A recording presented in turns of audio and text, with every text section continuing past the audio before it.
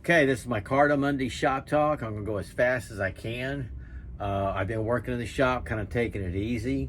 I'm gonna do a few throws here, very few. I'll explain that later. I'll explain it later. Before I do anything, this is very important to me. Somebody commented on I don't know if he's subscribed to me or not, but I appreciate it and I apologize. I've done several videos on this. This is one of my favorite knives I own, and I've used it out in the field. I've used it in hurricanes. I've tested it. This is the Holtzman Gorilla Survival Knife. This is the mid-size. This is absolutely my favorite one out of all the Holtzmans I bought. I bought his folders and the other fixed blades, and this is my favorite one. I've used it and tested it. I've done several videos. On one video, the guy commented, and I ran to my knife chest. I thought, what was I thinking? But a lot of his steel, he's upping it up now, but he's always used D2 steel on most of them and 1095. And for some reason on this particular video, I said D2 steel and it's 1095 steel. He said it says right on the blade 1095 steel, so I ran and checked, make sure I wasn't wrong, and I was wrong, and I apologize. And why I did that, I don't know. I guess maybe that day I was doing a lot of Holtzman Gorilla survival knives, because I checked, this went back a year ago, so I really couldn't find it to edit it or delete it. And I don't want to delete it because when they get to it, they'll know it when they go look it up. But this is 1095 steel, and just a fantastic knife. And I'll be doing some Holtzman Gorilla survival knife videos in the near future and make sure that's corrected. I did come across one that wasn't too long ago, and I said 1095 steel. I don't know what happened. I made a mistake, and I apologize. Yesterday, I was able to do, we'll do a short video. This is the BSFT, and I did the custom Micarta scales on it. It has that scanded grind. And let me see, I just put this up here. Let's see, this is the 5CR 14 MOV steel, satin finish, razor sharp. I thought it came out really nice, especially with this leather, that color. And it was really easy. Didn't take any time at all. So I'll do a short video on that. This is the one I'm gonna do next. Okay, it's a bigger one. I'm gonna do that next. And man, I think that's about, I got 2 left that I'm not going to do BPS knives. But yeah, I've done most of the BPS knives. I've done them. Real quick too, because this is one of the ones I might throw today. Where'd it go? Here it is right in front of me. This is the pillar I'm probably going to throw today. Okay, if you notice, I took the tech lock off of it, and this right here, strap, belt loop fits perfect. Check that out.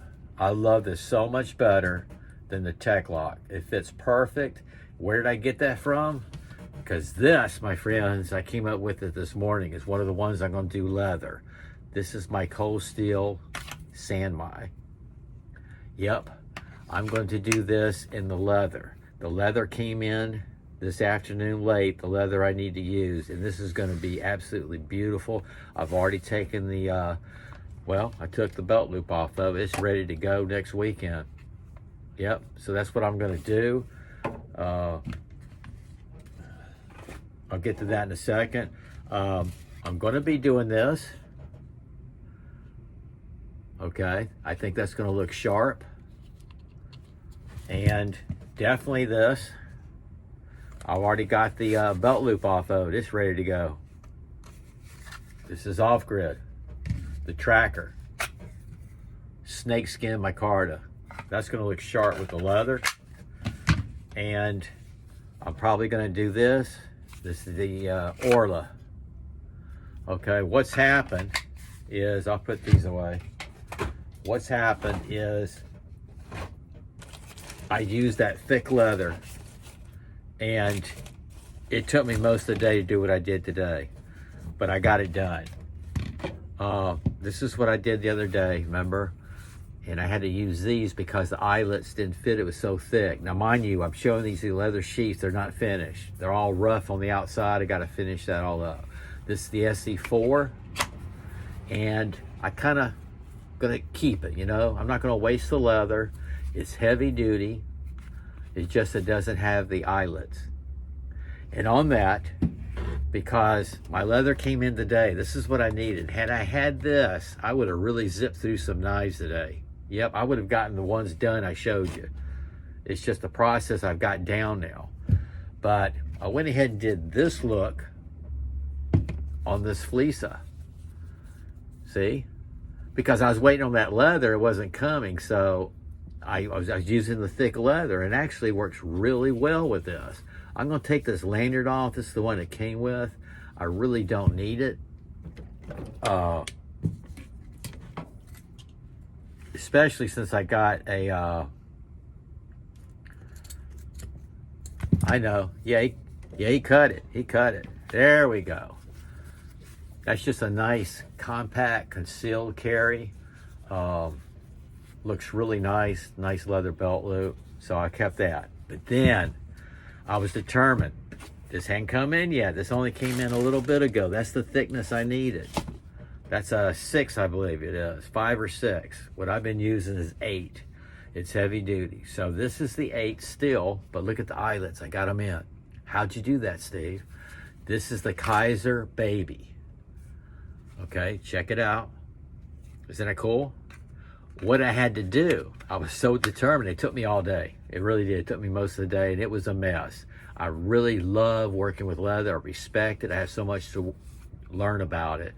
But I can see why it's very popular, because it withstands a lot.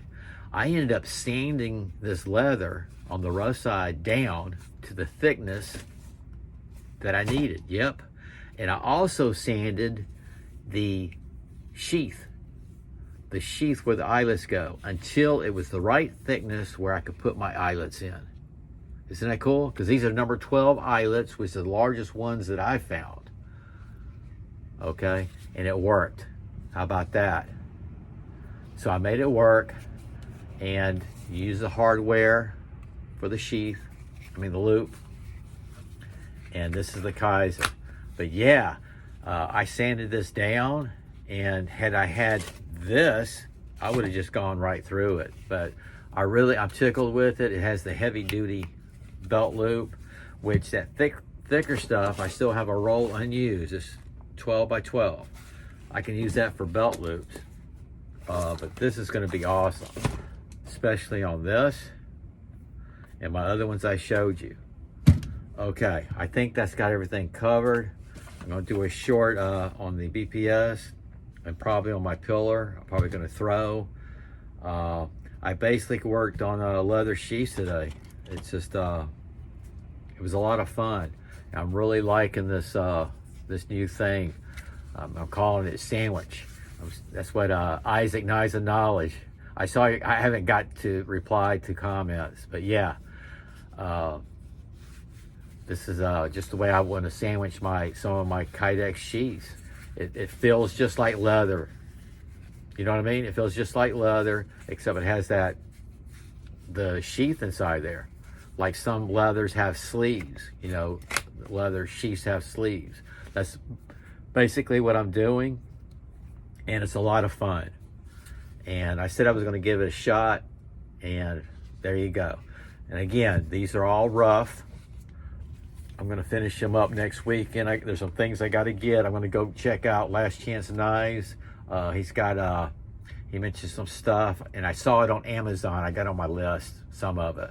But I need to go around the edges and get that all nice and smooth. But this is really nice quality leather. It was already black. I didn't dye it.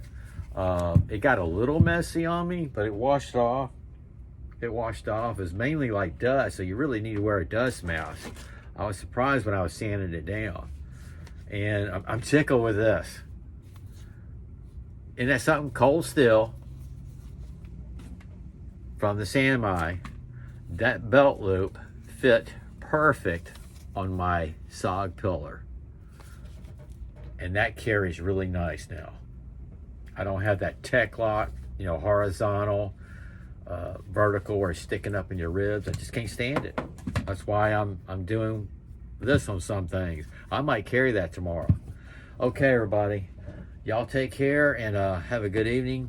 And I got some editing to do. Sog out.